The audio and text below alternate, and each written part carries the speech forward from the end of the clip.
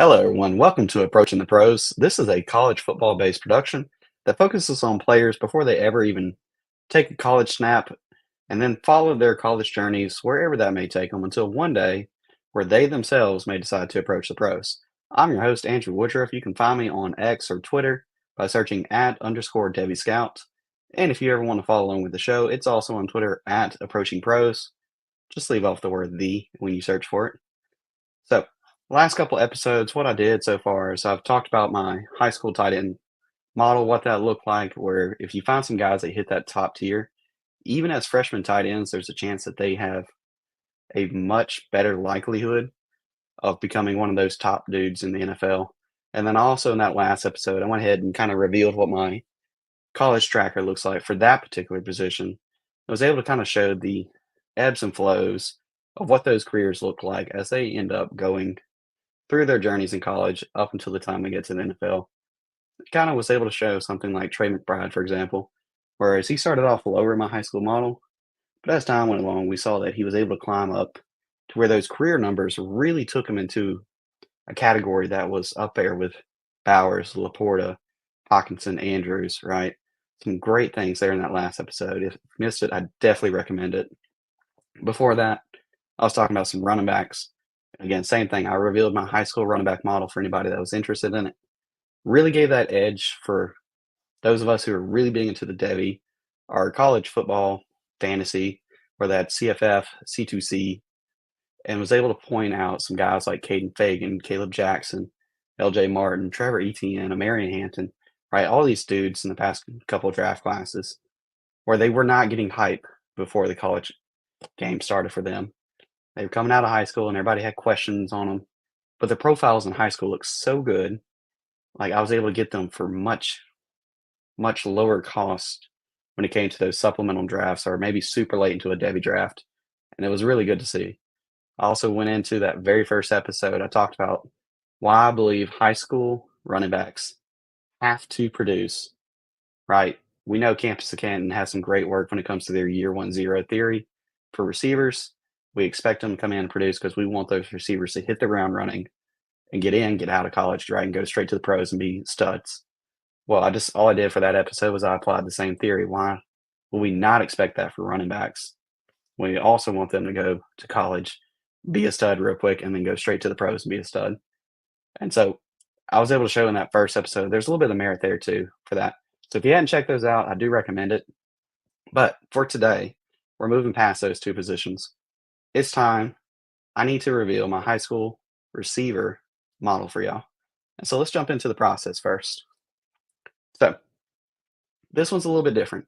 If you watch the last two, you notice for this one, the recruiting or the composite services with the stars, location, where the heck they go, and you write their rating, it has a little bit more merit, right? This one's at 53.85%. And the reason being, and I heard it explained really well, and it tracks, it's because we do not see a lot of three-star receivers that end up becoming relevant at the next level. The recruiting services do a really good job of finding those guys who are most likely going to be the next level difference makers, and they end up correctly becoming 5 stars and 4 stars. Right.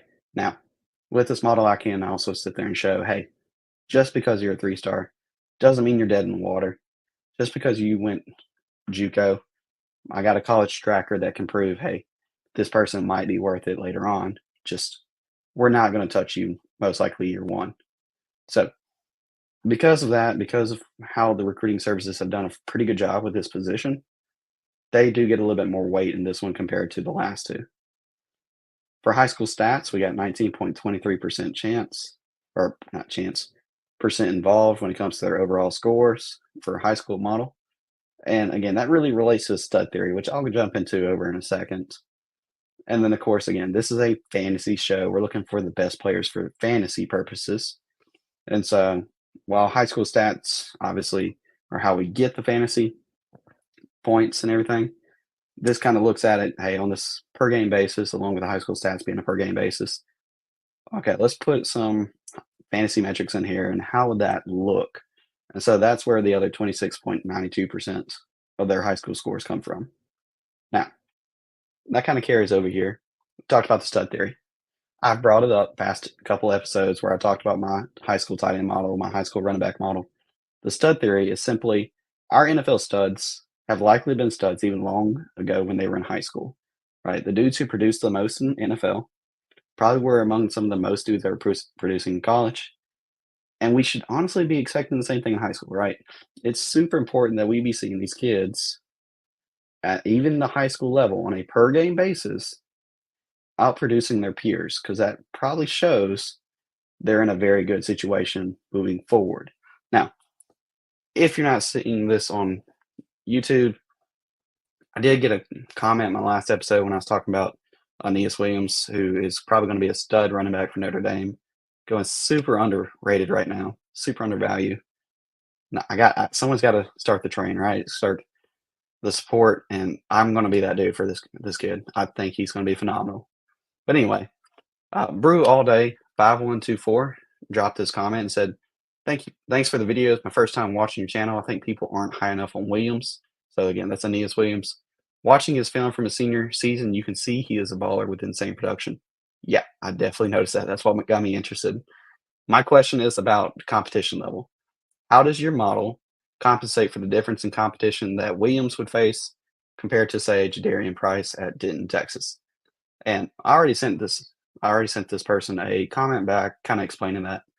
But I love this question, right? I don't get to always think about sharing these little tidbits of information in these videos. So I really wanted to just shout out the question and just explain that. Ultimately, what I've noticed when doing the models is I do not I do not factor in competition level. And that's because again, it goes back to my stud theory. If regardless of where you're at, you are putting up insane production compared to all your other peers and historically, right? Because my models for each one goes back to at least 2015. So we're talking about 10 years worth of information to build off of. If you are historically outproducing your peers and past peers at an insane level, you are still more likely to be something in the college level and at the NFL level compared to someone who went and played at a much higher level competition. Now, for example, like we can think of some very big schools out there, no shade, IMG Academy in Florida, one of the top football schools, it feels like, across the nation, right? You say IMG Academy, someone can probably think about, oh, yeah, I've heard of that school before. They're supposed to have some really good players. And they do. There's nothing against them. But if you look at it, you can go through the list. Their best quarterback's J.J. McCarthy. After that, it gets rough. Their best running back is Katron Allen. After that, it gets a little rough. Their best receiver, ugh, maybe Carnell Tate, right? Like, if not, it's KJ Hamler, KJ Osborne. But this is supposed to be that like football factory type setting. Get your kid in. He's going to be super focused on the sport. He's going to get super quality reps against really great competition.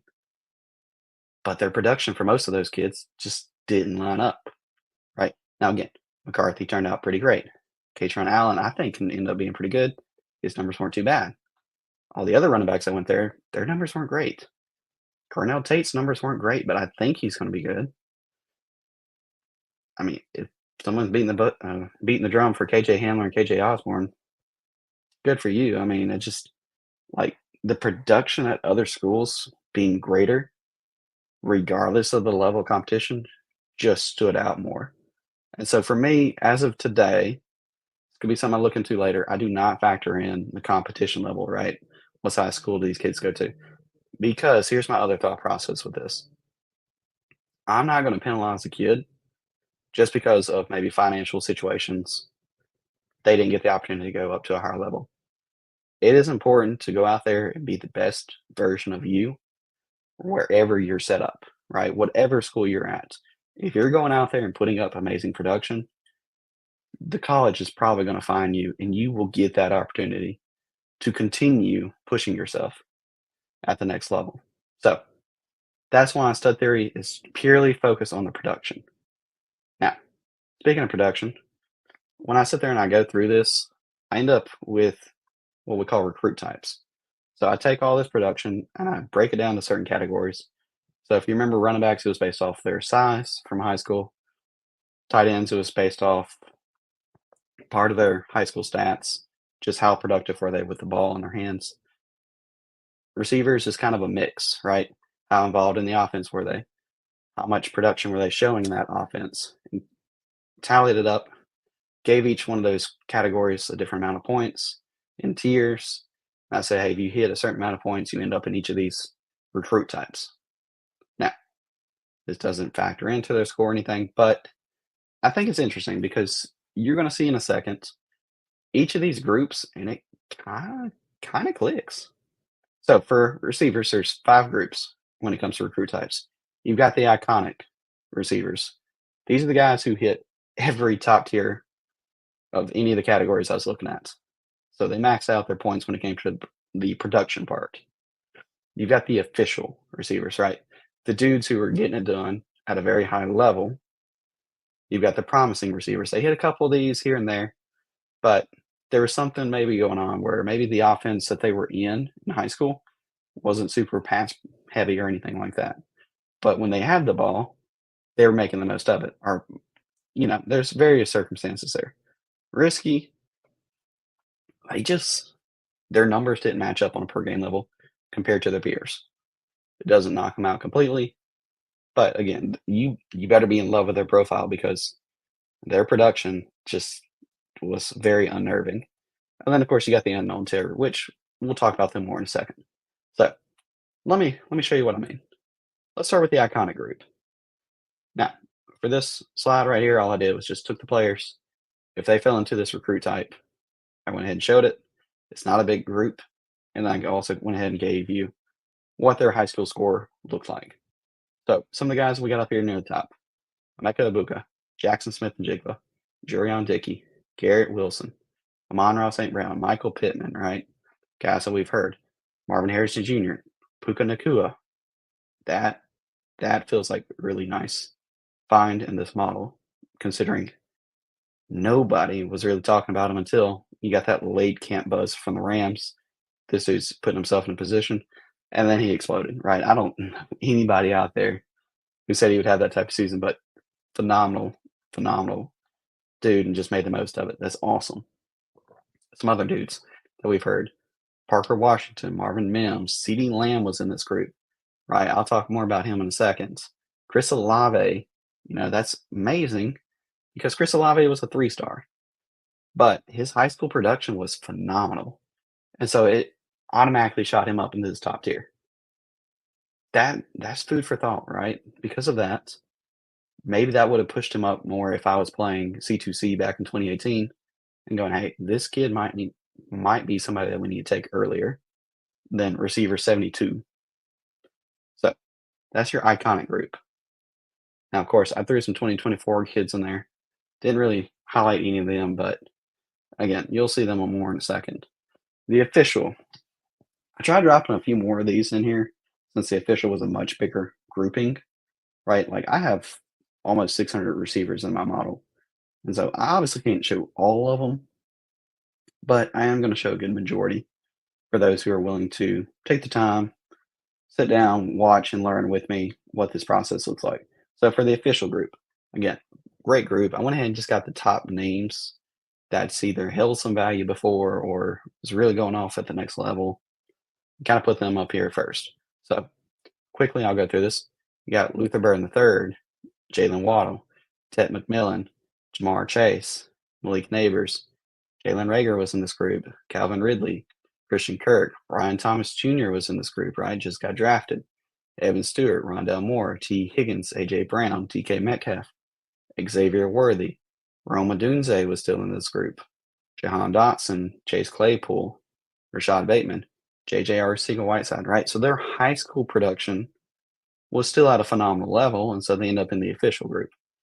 And again, you still got guys, for example, this class, Jeremiah Smith, Micah Hudson, Ryan Williams, Ryan Wingo, right? I mean, we can just keep looking. Mylan Graham, Perry Thompson, Bryant Westco, right? I'm not going to name every single person here. You want to go find some other guys that are in the college level? That's cool. We can do that too. Deuce Robinson, Chris Hilton Jr., Jonte Cook II, Antonio Williams, Eugene Wilson III, or Trey Wilson, as he likes to be called down in Florida, Jeremy Bernard. I mean, again, Matthew Golden. That's nice. I was mentioning Carnell Tate. He at least fell into the official category. So, like, his production per game was pretty good. Wasn't elite, right? But not bad. And again, just a bunch of other guys, right? Even Eric Singleton Jr., who him and Kyron Lacey, both of them are in this group, had a big push recently in possible production and value when it comes to C2C leagues, just popularity. They've gone way up. Promising group. All right, now we start seeing some things. There's a whole lot less guys I want to name off here. So Devontae Smith, Jameson Williams, Henry Ruggs III, George Pickens, Troy Franklin, Josh Downs, Nico Collins, Javon Baker, Drake London, Jalen Polk, Jerry Judy. Now Justin Jefferson was in this one. I'll talk more about him in a second. Right? You've got some guys like Malcolm Simmons, the Auburn commit this year, Jeremiah McClellan, Cam Coleman, Auburn's receiver ones right here, Mike Matthews. Just the list is a lot less is a lot less impressive overall. And again, this isn't all of them, but I tried grabbing some of the dudes who still scored pretty well and kind of just share as many names of relevance I can see. If we go to the risky group, yeah, it's getting obviously worse, right? We're seeing this trend. Keishon Butte up at the top, Kevin Coleman, Traylon Burks, Keon Coleman, John Mechie, Jermaine Burton, unfortunately, is in this group, right? Brandon Ennis was in this group. I wish I'd known that before I took him in a debut league. Right, Justin Ross, Dorian Singer, Adonai Mitchell, right? The Colts receiver they took in the second round, Jordan Addison, Zay Flowers, Lavisca Chenault, guys like that. Now, of course, again, that's not an end all be all. We obviously see some of these dudes end up at least going to the pros. But again, there's a reason there's a risk, right? They have the frame or they have something about their profile that stands out to people, but they don't have the production to match it up, right? And you can have all the upside in the world, but if you can't show the production to match it, that's just telling me, hey, there's a much bigger risk if they can flop, they can fail. I mean, there's several of these names I didn't list off. Nobody's been too impressed with them, right? And I try to just grab the guys of relevance here. And it's not a fun looking list. Now, the unknowns, I said I'd get into them a little bit more.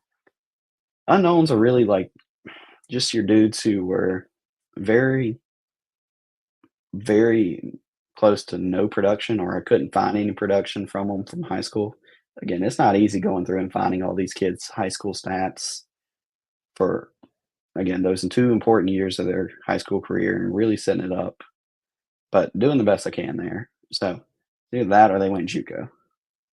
So you'll see some dudes like, for example, Nathaniel Dale or Tank Dale at the bottom right there, listed as an unknown, one of the lowest high school model scores ever. Yeah, no, I wasn't telling you, hey, this kid Dale out of high school, you need to be putting him on your Debbie team or your C2C team. He's going JUCO. There's no way you're doing that anyway. Right? Lad McConkey is in this group. Cedric Tillman, Jalen Tolbert, Christian Watson, Dontavian Wicks is in this group. I can't find next to anything on this kid. CJ Handler, I mentioned him earlier. Quentin Johnson. I mean, it's not a great looking list. And unfortunately, you've also got like Xavier Leggett, Barian Brown in this group. Nope. Nope. I would not be telling you to take any of these kids before they play the snap freshman college. I'd much rather say, hey, let me put them in the tracker after a year. Let's update the numbers and let's see if anybody jumps, hopefully a good bit. Because receivers have that opportunity. They can jump a good bit in that first year. So, again, that's my recruit types. It's really just based off their high school stats, those last couple of years, how do they look, and then just build it out. Now, let's talk through some of these classes. 2016 class. I think it's really important that first off, we go ahead and we just look like this is what I'm showing you. But a lot of people probably refer to this right here. So now, again, most people's go to is they're going to go to one of the recruiting services and they're going to see what do they think the player's right. And that's why I like having what I say is this is my film score because these dudes as scouts are paid. Gosh, I hope they're paid to analyze all these players, see what their potential is, going to the next level. And then after going to college level, what is their potential for the NFL level, right? They really try and put in that perspective. And so again, I'm not trying to bash them and say they're wrong or anything like that, but I think it's important that we use their information because they're the ones who go in and study these players. They watch the film. They go out and watch them in person when they can. They go see them at these camps. And so they get a good feel for the kid. And so I like to trust them and to let them be my film score experts. But let's look at who they had in 2016 near the top. Demetrius Robertson, Tyler Vaughns, Tyree Cleveland, A.J. Brown, Devin Duvernay, Nate Craig Myers, N'Keal Harry, Michael Pittman Jr., Austin Mack, Kyle Davis, right? We can keep going through this. I think DK Metcalf, yeah, he's at 17 right here. I mean, again, this was not a very inspiring group, right? For example, we see Cornell Powell and Fahiko. Apologies if I said that incorrectly. Down here at 29, respectively. Chase Claypool at 33. Now, we take all that information. Again, nothing against them, but let's swap it over and let's look back now at mine. So I plugged in all their information. I checked their recruit scores, and what their high school stats were, what their fantasy stats look like on a per game basis, and all that.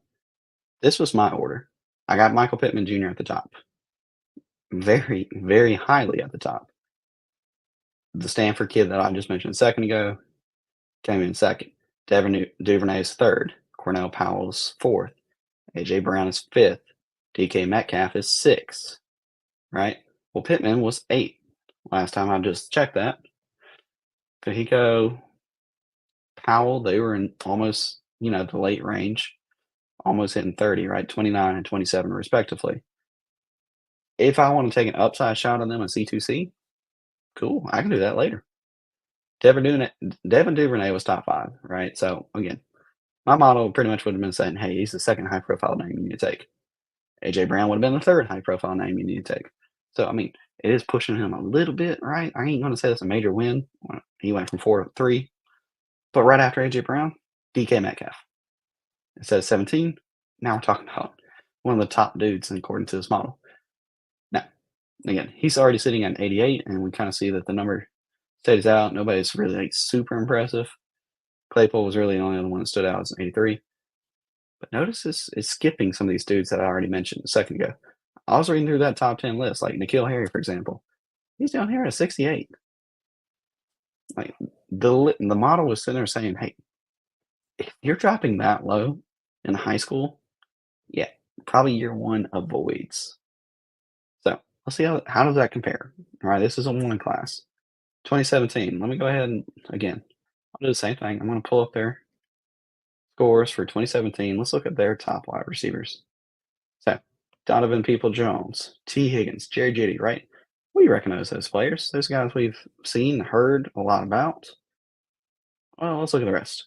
Joseph Lewis, Jeff Thomas, Grimes, Lindsey, DJ Matthews, Devontae Smith. We know that one. Javon Osborne. Again, apologies if I say any of these incorrectly. Henry Ruggs. Well, we know that one. Favors, Rager. Yep, heard his name plenty of times.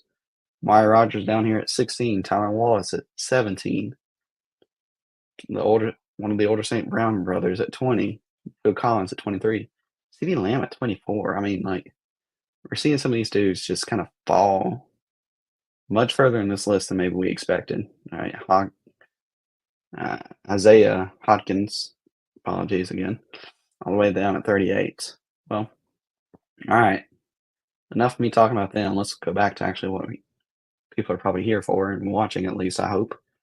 Well, I got Rager at the top. Notice he's a low 90, right? So he barely would squeak into what my first tier would be. But Rager was outside the top 10. Tom Wallace was outside the top 10. Amari Rogers was outside the top 10. CeeDee Lamb, he's sitting here fourth, and he's all the way at 24th in the recruit services. But his high school production puts him in a very, very solid class of saying, nah, this dude needs to go way up. Isaiah, I just mentioned him. I think what I said, receiver 38. He's right there at fifth. Devontae Smith is the first dude inside the top 10 that pops up right here at a 90. Right behind him is T. Higgins, who was top 3. It automatically showed us the value is not at the top of this class. We need to be avoiding some of those dudes, and let's prioritize other positions early, and let's come back in, let's snag some of these dudes. Right, Rager, you could have gotten a little cheaper. CeeDee Lamb, you could be sitting here amazing. If you look back and you're like, yeah, I got him. Receiver 24, man. Everybody's letting him fall. My thing said 4. Like, there's a massive opportunity there of what his ADP probably was. I don't remember what it was on the Debbie side. I'd have to go back and pull up that model position that I've got. But I mean, there's so much room for potential there, right? Nico Collins, notice again, it's not going to hit everything. He was down there at 68. I never would have said draft him year 1. I also wouldn't have said take Jerry Jeudy though at 60. Now people would have looked at that and be like, well, it sort of worked out, but did it? I mean, I'll let you be the judge on that one. And then again, I said I was going to bring up Justin Jefferson again. This model is not perfect, okay? I need to get that clear. Back in 2017, Justin Jefferson was a 3-star receiver going to LSU. His high school production was not good. But that's why this whole process I've built out or I'm building out doesn't stop when they play a college snap. It takes where they're at from high school and it keeps going, okay, well, this is how he did year 1. This is how he did year 2, right? Year 3 and so forth. And that number has a chance to fluctuate and fall into the correct spot based off how they do against their peers, against historics, metrics. And I mean, it's nice to know that. Well, let's keep it moving. So if I sit there and go to the 2018 class, right? I've got mine pulled up. Let's share what 24/7 Sports has. If we're again, and notice again, I forgot to mention this. This is the composite, right? I'm not going to sit there and say this is just 24/7 Sports. This is all the recruit services working together. What their scores were figured out on average, right? So, for example, they got Justin Shorter at the top. Amon-Ra St. Brown was second. Terrace Marshall, Kendrick, Jalen Waddle, Devin Williams, Justin Ross, Jordan Adams, Spiker, Eagles, Pope, Copeland. All right, let's just scroll here for a second. We got Chase at 15. Anybody else we notice standing out right here, right? Let's look through just real quick. I've seen Swartz before have some hype. Seth Williams had some hype all the way down here at 35. John Dotson all the way at 36. All right, like just some of these dudes that we notice. Rondell Morris at 41. Michael Wilson, we've seen him before. And again, we take that information. All right, well, how does mine compare? So we go back, pull up this. Yeah, if we remember, Amon-Ra St. Brown was not the top name, right? He was second behind Shorter. Well, Shorter had a 53.85%. Yeah, that was not good. Again, super highly rated kid. Production did not match. Amon-Ra St. Brown, though, ooh, buddy, that one was way up there. One of the highest scores I've got ever, 98.46%. He was your clear number 1. Now, Spiker was also pretty up there. That didn't work out. But Jalen Waddle, okay. He's at 3. He was not at 3 a second ago. Jamar Chase was at 15. I do remember saying that. He's at 4. 15 to 4. You've got an advantage now to take it and be able to see before anybody else what Jamar Chase might possibly be. Terrace Marshall, right? Like he was sitting there going way ahead of his peer in Chase. But my model said, nah. Marshall, again, he's a 90. So there's going to be some value there. But he's not nearly as good. Rondell Moore, right? I think I said he was in the 40s. I was sitting around 89. You could have grabbed this kid before he ever played a snap in C2C, exploded year one. I can tell you right now without even looking, his value the next season is sky high. Don't blame anybody. And if you didn't like the profile then, you made a profit.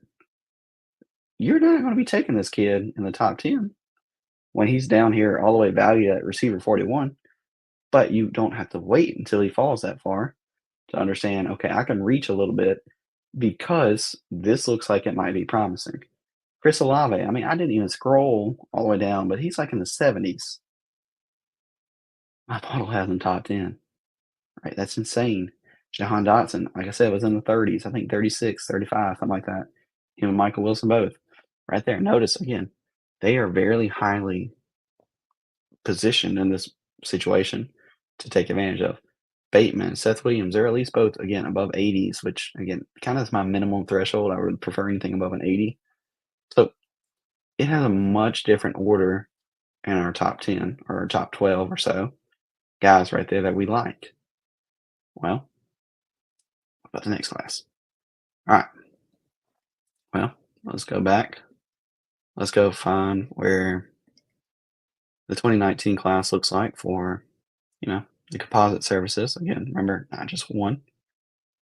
Well, they had Hazelwood at the top. They had Garrett Wilson second. They had Weiss third, Pickens fourth, Blaylock fifth, Kyle Ford sixth, Frank Ladson Jr.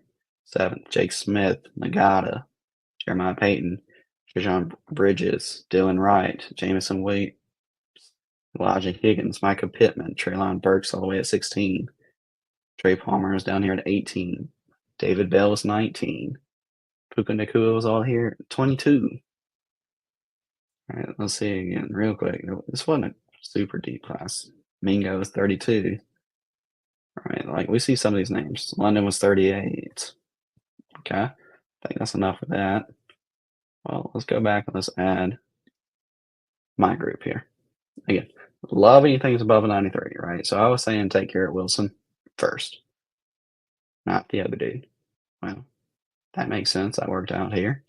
Puka Nakua all the way down there, 22nd versus second. It's pointing out some good flaws here of like there's a discrepancy of where my high school model is catching something, recruit rankings are not. Kyle Ford, David Bell. Kyle Ford didn't really work out, but David Bell was pretty solid if you're looking for some C2C production. Hasn't really done it in the NFL level, so take it as it is. But again, he was in here at fourth, right? The rest of this list is kind of uninspiring.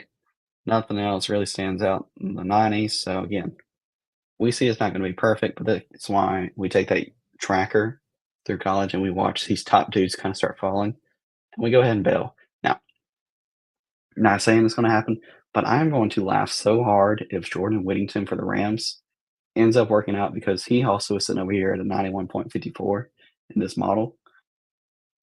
Well, Puka Nakua was sitting here at a 96, right? Now, I get it. It's the Rams. You can make other excuses and say, okay, well, this is why they succeeded. I just think it'd be so funny if that actually works out. Jameson Williams, 86. Traylon Burks, 77. George Pickens, 76. Drake London was a 67, right? Like, again, it's not going to say it loves everybody, and that's okay. Everybody's got their own opinion on how that works, but overall, it's not too bad. There wasn't a ton of guys that just stood out in that class. Now, 2020, again, not a ton of dudes, as we notice right here. I'm just going to go and start with mine. You got Jackson Smith and Jigba up here at the top. Damon DeMoss, Julian Fleming, right there below. J.J. Evans, Parker Washington, Marvin Mims, Jalen Hyatt, and then it was Jalen McMillan. Well, at least those couple of dudes right there I just mentioned, they at least got drafted to the NFL and they've carried some type of value. Betts doesn't do anything. Dunze, he was sitting there at an 85, so that's not too bad. Keishawn Butte was, again, at an 85. It's not great, but not too bad. So we can take that kind of information and let's go ahead and let's look. Well, how does that compare, right? So if I was to take 2020's recruiting class, is that good? Or did I do worse? Like, where am I at? Okay, well, it had Fleming 1, it had Keishawn Butte 2nd, Tamon DeMoss 3rd, right? 2 of those dudes stayed in my top 3 for my model. And neither of them have really worked out so far, both for various reasons. Butte was at 85, right? He was not saying top 3. Now, if you grabbed him You probably had some spikes. I hope you sold while he was high, right? Ooh, probably should make a betting reference, but that's okay. Raheem Jarrett, Jackson Smith, and Jigba was fifth, right? I would have told you, hey, take Smith and Jigba first. So like that would have helped you if you went ahead and saw, wow, this dude went 100%, right?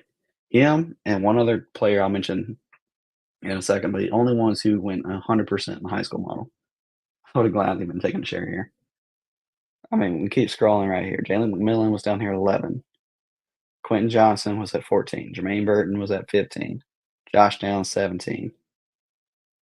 Again, we see those, but my model wasn't sitting there going like, yeah, these dudes are studs or anything.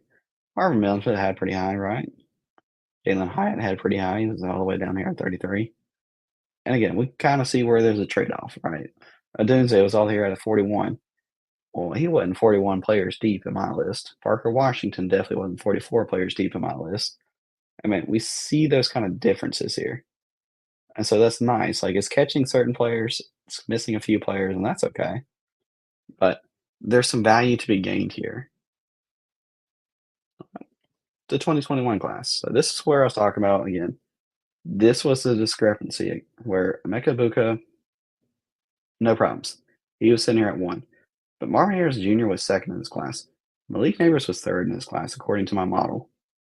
They were not in the recruit services, right? Some other top dudes. You had Jack Beck, who went from receiver to tight end. It's kind of been a weird transition there. Jacoba George was one of the top dudes. JoJo Earl, Brian Thomas Jr. That's nice to see. Love it. Chris Hilton Jr. Let's hope that works out. Xavier Worthy was near the top. He was in there in the upper 80s, mid 80s, kind of close to where he was. But again, I can't say all that and then not show you what they were looking at. So 2021, let's compare them real quick. Mecca Buka is still at the top. I didn't mention Brooks, but he was second in this group. I didn't mention Franklin, but he was third in this group. I didn't mention Mario Williams. He was fourth. Jai Hall was fifth.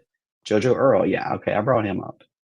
Dante Thornton Jr., didn't bring him up. Worthy, I kind of had, but probably a little bit lower than 8, and that's okay. Deion Smith was 9. Christian Leary, Chris Hilton, Bo Collins. Brian Thomas Jr. was 13th. Marvin Harrison Jr. is 14th, right? Now we start seeing that difference. I hadn't mentioned his name, right? Where is he at? Where is he at? We scroll down, we look a little bit further. Look a little bit further. Where might we see the next dude? Malik Neighbors. All the way down here in the composite services at 39, right? And I was sitting there saying third behind two twos. Like the potential for what this might tell us is huge. I am very excited to see where this keeps going, right? It's just impressive seeing how it's worked out. So again, let's let's do one more for the 2022 class. I'm going to just point out a couple dudes real quick. Show it again. Luther Burden at the top. Ted McMillan second. Nobody else really worked out. Travis Hunter, I did throw him in here. He was a 91.54.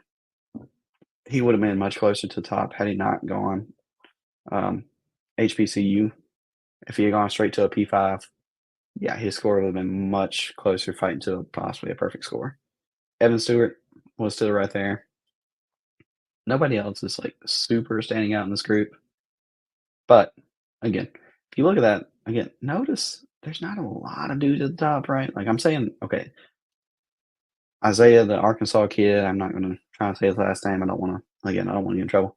Jordan Hudson, Adam Randall, right? Aaron Anderson, some of these other dudes in the 90s. But let's look at how the composite services were treating this group. 2022 class. Burden was at the top, easy. Evan Stewart, okay. Chris Marshall, I did not mention him. He was all the way down like at 77. Aaron Anderson, Ted McMillan. Well, instead of being fifth, I got him second. Kevin Coleman, I definitely hadn't mentioned him just a second ago. He was all the way lower than this. Saunders, Preston, Antonio Williams. This wasn't too bad. Like I think I had him a little lower, but again, similar range. So that's good to see. CJ Williams. Yeah, I needed somebody to tell me not to do that. Again, it's interesting seeing that where these kids were, but yet where I'm differing, right? Again, The Arkansas receiver that I was sitting there saying I had super high was all the way down here at 23. If you were going to take that shot, at least you were had to take that shot later if you wanted to. You had some wiggle room right there to work with, right? And so we see all that, but let's go back. So instead of me continuing with that, let me show you now how these next two classes look. All right, I know we're like 40 minutes in. I've just gone through the historics. I think it's important to know. We'll go ahead and we'll call it out how it is. Isaiah Bond right there. Yeah, I know Buford High School. My wife went there, so I've heard about it a lot. They are a fantastic program. They have a rich history of winning championships. They are very much a run-heavy team, and so I was even sitting there able to talk to a family member of his, get some stats, and double check my numbers. It's just if you compare it out across the country on a per game level, he's just not getting a lot of opportunity and was not able to show out as much, right? And so that's an example where you better be very into his profile because the high school production is not matching here. Now, I'm rooting for the kid. I think he's going to be great. I understand he's one of the top kids in the nation. Kids, one of the top receivers in the nation, being considered not only for how he does this year, but for next year's draft class, right? This does not say I hate the kid. It just shows there's some risk here you need to be aware of. Now, 2023's class, we can throw it up here real quick. I ain't gonna pull up the recruit services anymore. At this point, I think I've kind of made my point what I'm doing differently. Jurion Dickey was still at the top, right? But Aiden Williams ended up being second. He wasn't anywhere near the top last year's services. Chris Culliver, Marion Miller, Deuce Robinson, Makai Lemon, Nathan Leacock, Joshua Manning, Jonte Cook, Eugene Wilson III, Traylon Ray, Tiger Bachmeyer, right? Like a lot of these dudes, you notice I didn't name off Cornell Tate. I didn't name off Zachariah Branch. I didn't name off Brandon Ennis, Hakeem Williams. None of those dudes score super well, right? And those are some of the top dudes that were talked about last offseason before they played their freshman years. Like there's risk in their games that you could have pivoted out and just look and say, hey, there's not a lot of dudes who are sitting there like 90 plus. There's a chance this class might not be as good as people think it is. I mean, even Shelton Sampson Jr., right? I heard some buzz on him last offseason. Fortunately, I got a share of him in a C2C league just because, again, I didn't have this fully set up yet for receivers. And I mean, it's eye opening the differences here. 2024 class. All right, this is where I either make some friends, make some enemies. Depends on how you like these players. Jeremiah Smith's at the top, right? Nothing wrong with that. 98.46. Gatlin Bear, I wish he was not going on a 2-year mission trip because he also scored the same score, even though he was a 4-star. Micah Hudson right behind him. Ryan Williams is still sitting there in the top 4. And that is super impressive because I had to use his sophomore and junior stats instead of everybody else's junior and senior stats. And his high school production, somebody needs to go look it up because it is insane what he did at the high school level. A year younger than all these other dudes, right?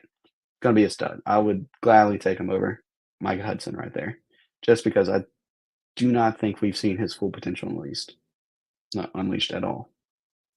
All right. Well, it's also got Ryan Pelham, Ivan Carrion, the Oklahoma commits, Ryan Wingo over at Texas, Draylon Miller over at Colorado, Amari Jefferson, receiver for Alabama, Dylan Gresham, Alan Graham, Cam Williams, I believe going to Notre Dame, right? Perry Thompson, Auburn. That list I just named off is all 90 plus, right? Like that's a big looking class potential. And again, I used all this historics. I threw 72 2024 kids in here just so we get a really deep feel for it.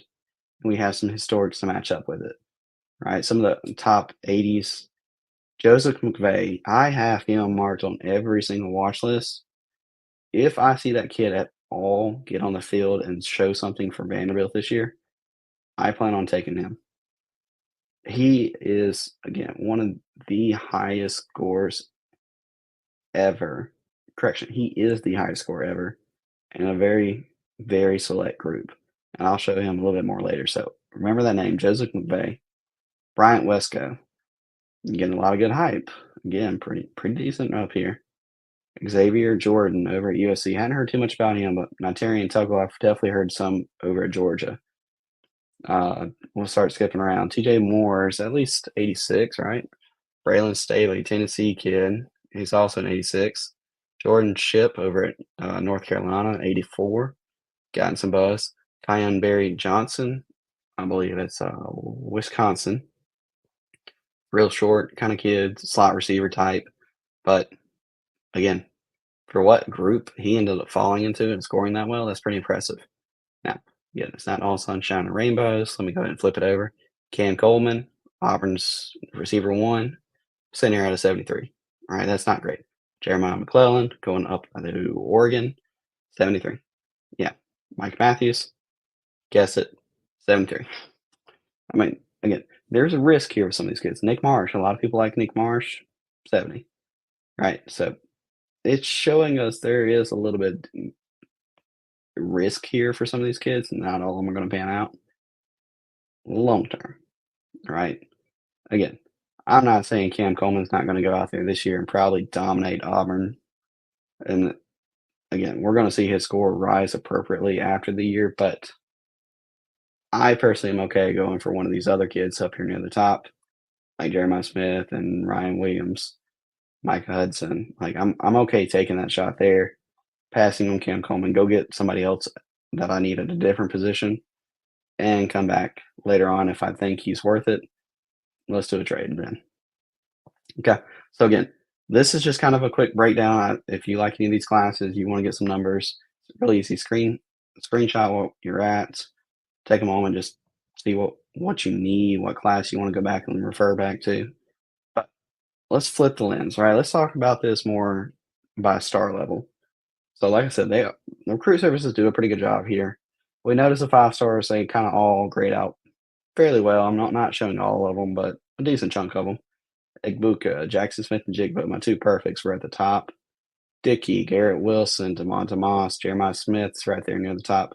Monroe St. Brown, and I mean that's a pretty inspiring top group, right? Tyron Johnson back in 2015. I didn't put a lot of 2015 people in there, but I did plug in a few just to see what they look like.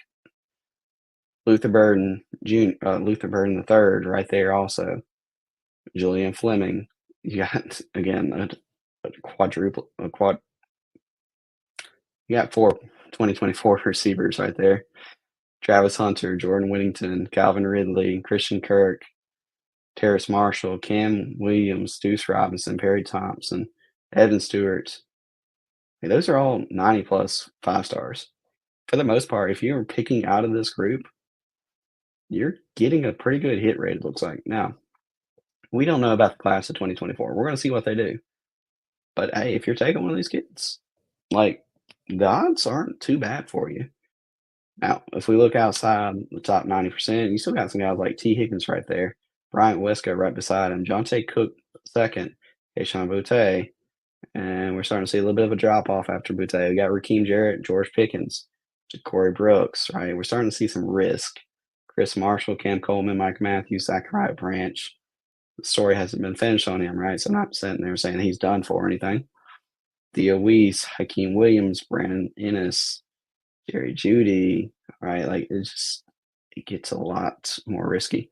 I even put in Nicholas Harbor, and he has very little receiving production in high school. So obviously, if he's sitting there coming in college to be a receiver, he currently is not looking great after what I plugged in for the high school portion. Now, the 4 stars. There's a lot of 4 stars in the model, so I try to plug in some more here. Again, noticing there's a lot more I can work with. I'm just going to call out some of the top dudes that were 4 stars, ended up in the 90s. You got Pittman, you got Waddle, Marvin Harris Jr., Puka Nakua, right? Ted McMillan, Jamar Chase, just some of the top dudes already named before. You still see Neighbors up there. You still see Rager, Marvin Mims, Parker Washington, CeeDee Lamb right there, Brian Thompson Jr., Devontae Smith. Like those are all right there. If you go outside of that, you still got some guys like Rondell Moore, AJ Brown, excuse me, DK Metcalf. I mean, those aren't bad by any means. Xavier Worthy, we're still talking about him at 86. Like the potential for these guys were still pretty up there.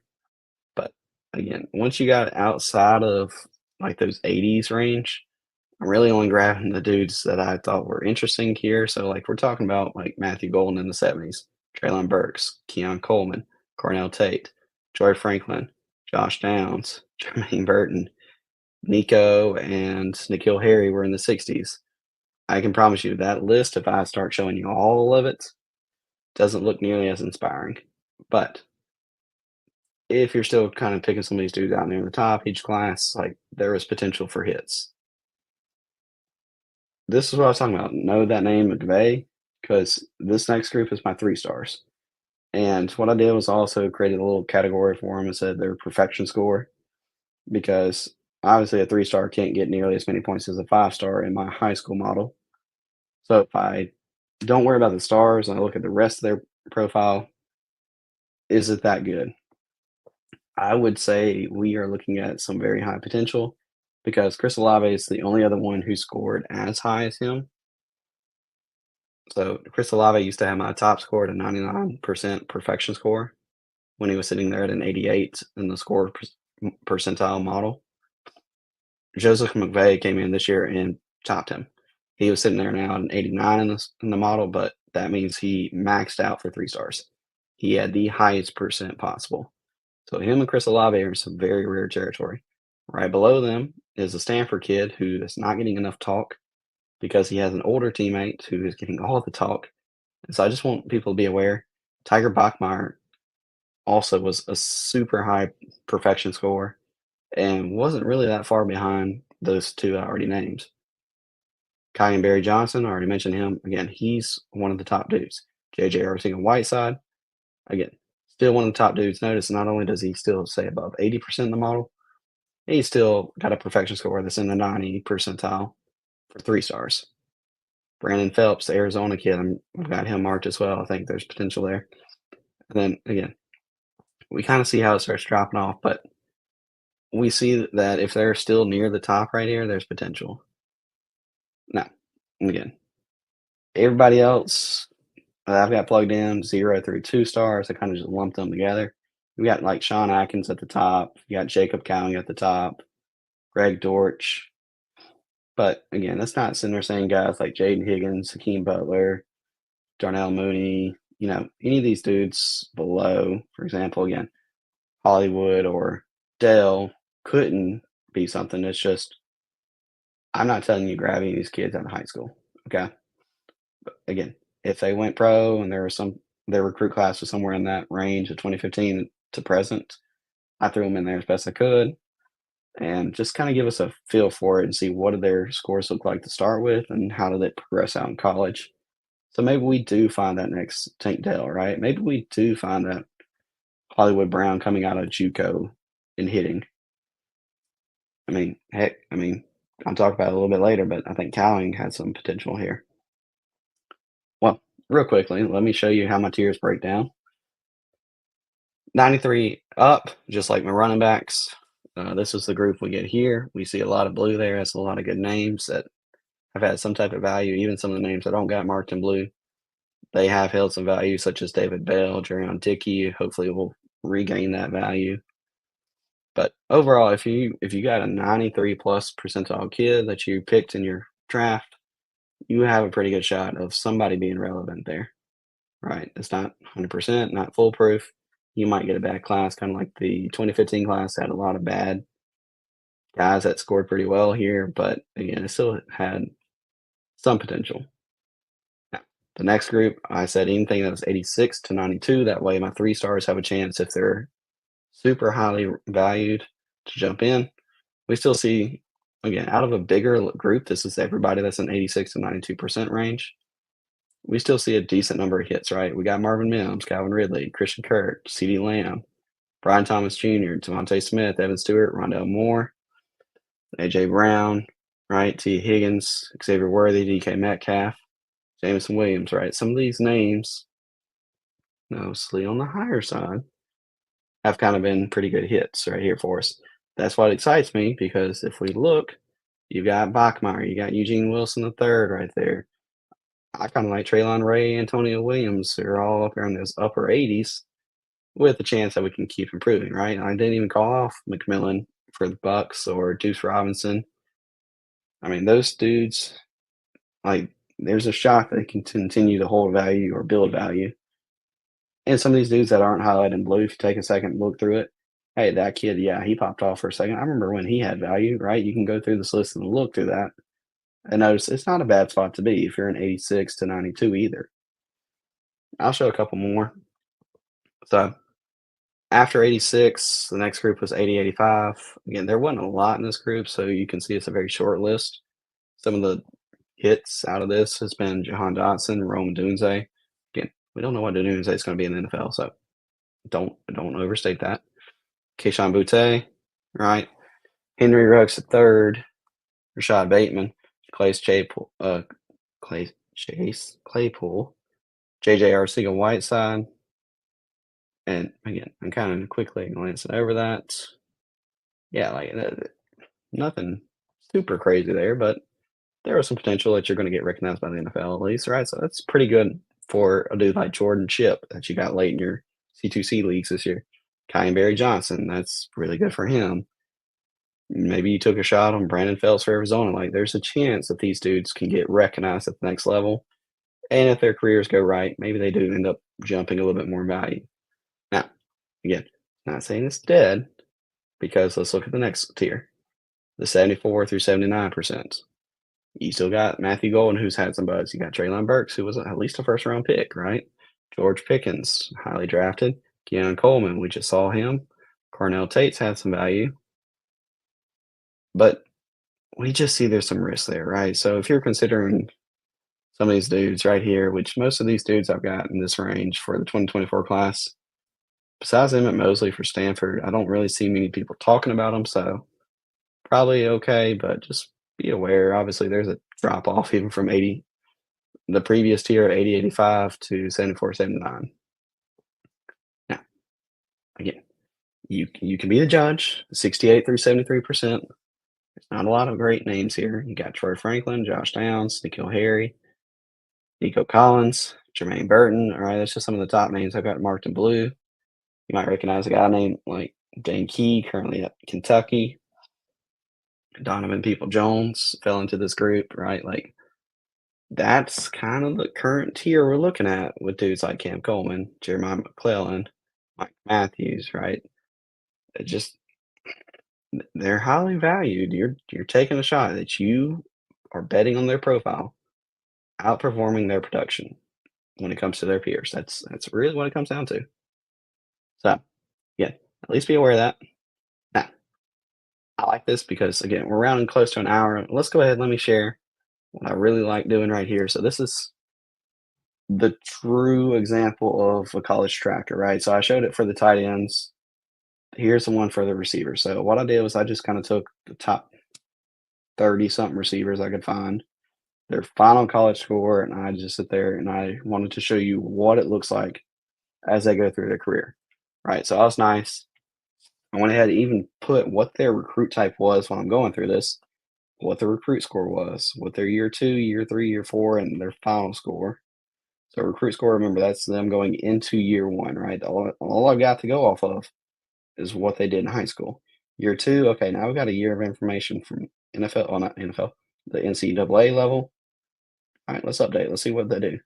Year 3 after 2 years, year 4 after 3, final after that, just again for anybody that plays 5, 6 years in college, where they end up. So notice CD Lamb, right? He's at the very top. He was an iconic recruit type, which means he maxed out his production in high school. We had a recruit score of 90%. Year 2, all right, so that means after his first year in college, we already see that he's had some great production. He bumped up 4 points. Now he's a 94%. Well, after 2 years in college, now he's sitting there at a 97%. It's really hard to get to. After 3 years of college, well, this is where he ends up staying. It was a 99.09%, right? And what you'll notice is if these dudes stop after 3 years, well, whatever their score was just keeps tracking straight across. And so that's where we get CeeDee Lamb's final score being the top score I've ever currently got after their college career at a 99.09%. Rondell Moore, he started off at an 89, jumped to a 93, right? He had that big year one, year two. The games he did play, he showed out, so he still climbed a little bit. This is where I still got to tweak it because I need to look at something. But for now, he's still sitting there second. AJ Brown, again, it just shows the dudes who come in and produce and they do well, like their career numbers through college ends up pushing them up. So AJ Brown ends up again, what, 98? Right below him, Malik Neighbors ends up 98 something. Marvin Harrison Jr. also 98. Rashad Bateman, 98. I mean, again, you're talking about out of those two, the only two that miss so far have been Bateman and Rondell Moore. They've also only been the only two out of that group that's been hurt. So I mean, that's pretty good to see. I can actually apply the next thing to Traylon Burks too, right? Right there in 97. Jamar Chase at 9 and 96. Again, not completely done. There's still some tweaks I'm going to do. This is very early, but I kind of wanted to share how it could change over time. So, for example, Traylon Burks is a really good example here. Starts at a 77, has a risky recruit type, but after 1 year showing out, jumped to an 84. After 2 years showing out in college, now he's up to a 92. After really going off that third year, now he's jumped up to a 97. There's certain things that weren't great with his profile, but overall, again, when it came to the college production, yeah, dude hit the things we wanted. David Bell, right, shows out. Monroe St. Brown. I mean, again, we had that down year with COVID, kind of setting it up a little bit differently, but you start off with a 98 as a recruit type, and you still end up as a 96 final college score. Yeah, the signs were there. I mean, if we're thinking about that, after Jamar Chase, Monroe St. Brown should have been the second guy going off. Yet everybody got a value because they took him in the second. That was fantastic. Josh Downs, right? Let's bring him back up. He started off as 71, didn't really produce what we want to see as a first year freshman, so his score does barely drop, less than a percent. But then he goes off 2 years in a row, jumps from a 70 to an 87, then to a 96. He's in a very good situation. That's like he showed in college. Yeah, I'm not going to be ignored. Christian Kirk, he was able to produce. Xavier Worthy was able to produce. Jordan Addison, right? This is again another example. You're not dead just because your recruit score is super low. Jordan Addison came in here with a 43. After that first year, he jumps 22 points up to a 65. I remember somebody asked me, "Hey, do you want Addison or somebody else?" And I was like, "You better take Addison." That first year production at Pitt, like man, that's fantastic. Keep it going. And I mean, he just keeps going. Second year, right? He was a Blitnikoff Award winner, I believe. So he jumps from a 65 to an 85. Last year, what he does play, it does boost his numbers just a little bit on a career average, and it jumps into the 90s. Now, what he does from there, we'll find out. Now, this is what I was also talking about. James Proche and Nathaniel Dell or Tank Dell, also super low right here. But their college production was interesting. Now, I had to go find Dell's JUCO numbers, and my goodness, that was kind of interesting. But notice, for example, Dell starts off at 6, goes to 42, then jumps to 74, then jumps to 70. And by the time he gets done with college, again, remember he played more than just the 3 years. By the time he's done, his career numbers on a per game level up there in the 90s, at least above N'Keal Harry, who was also in the 90s. But again, this is the top group. This is out of everybody who's made it in the college. Let's go ahead. Let's go back. Remember Justin Jefferson? I said he's not dead after year one. Well, he went from a 48 down to a 26, right? Did not produce year one. But that's okay. Because next few years, he absolutely exploded. And on a per game level was insane production. And so he goes from a 26 all the way up to a 67, all the way up to a 90, right? Like he still makes into this 90. You can go through and count those names right there. That's not a ton of players that's sitting there up in the 90s right now. Again, I left off Garrett Wilson. I left off Jackson Smith and Jigba. Drake London also was a dude who was able to push his way up to the 90s. Wandale Robinson, Roman Dunze. I mean, again, we like seeing that right there. outside of the 90s, again, you're still talking about some of these top dudes right here. Devontae Smith, Chris Olave, both upper 80s. Marquise Brown or Hollywood Brown, he's still coming out of JUCO. Couldn't find anything for him that first year, but when he got into the Power 4, Power 5 level competition back then, he did. He produced super highly some important years, and his score usually reflects that. Jacob Cowing, right, who just got drafted this year. I've stashed him in a lot of places just because I've seen this model says he has potential, right? Maybe not immediately, but if your final production for your final college score ends up putting you up at 86%, okay, that's pretty good. Because right now that's above Emeka Buka. That's above Calvin Ridley, right?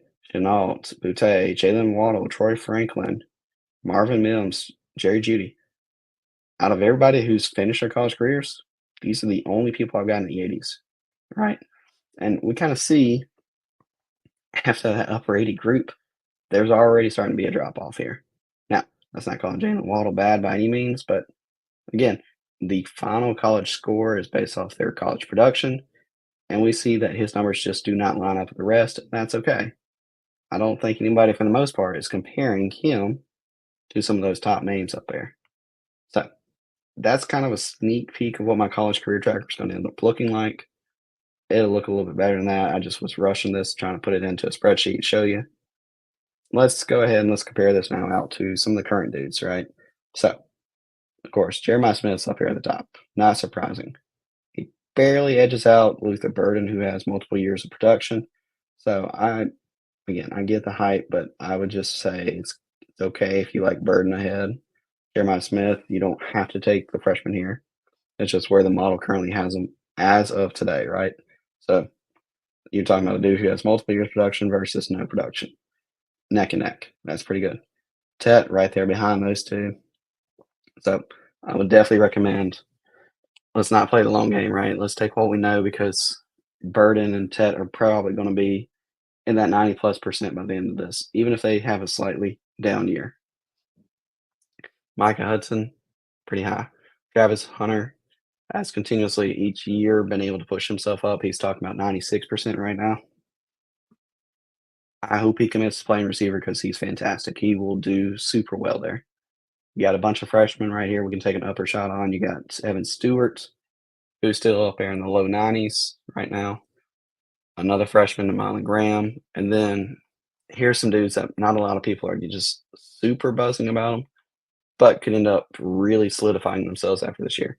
You're talking about Trey Wilson, the third over at Florida, Stanford's Tiger Bachmeyer, USC's Deuce Robinson, Matthew Golden might end up actually, carving out a role this year in Texas, especially with Texas running backs going down like they are.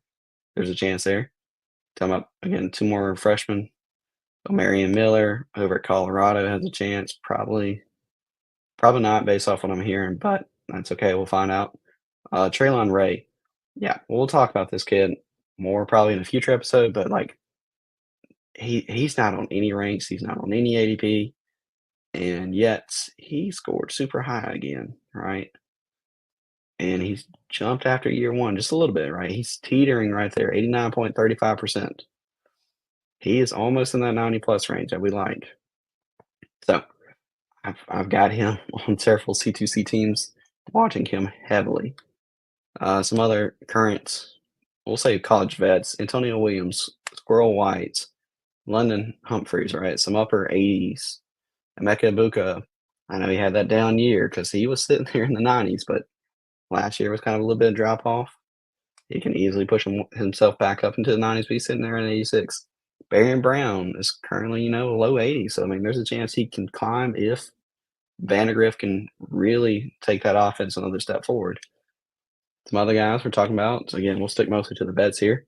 Cornell Tate was in the low 80s. Zachariah Branch, right? I said he wasn't dead after year one. Currently in the low 80s. Year two is super clutch because that's where you can start really jumping. So we can still see their scores improve by a good portion. Dan Key, low 80s again. Even, for example, I threw in a CFF producer, Joey Hobart. I hope I said that correctly. I mean, after all his production on a per game level, if you base it off these peers, he's at least hitting an 80. So, I mean, there's a chance, again, he can end up being relevant for you at the next level. And it's just nice seeing that because there's opportunity for these players to keep improving. For example, I'll talk about Isaiah Bond. He jumped 10 points after his first year. Again, you can say what you want about Alabama last year. It didn't really help him take another step forward, so he's currently sitting at 68. But if he goes into Texas and does what I think he's capable of doing, we're going to see him jump way up again. So, I mean, it's just nice seeing this because this gives us the opportunity to track things out. Now, again, that's just my high school model for receivers. Appreciate those who've been listening this long, been paying attention, following along. If you ever have questions, hit me up. I don't mind answering anything here. I like sharing this type of information with you because, again, this high school model, well, not everybody's favorite, just based off some of the results they're going to look at and say, yeah, they disagree on. We've got to look at it and say, hey, the historic lens on it shows that it might end up actually working out for some of these more current classes, right? We don't hope that for all our players that we like that weren't super high. And again, even some of the super high ones we've already seen based off historics, not all of them are going to go there. We're going to see their college trackers immediately start pushing them down because year one and year two, they just aren't doing what they need to. And it just typically doesn't get better. So, again, that'll do it for this episode of Approaching the Pros.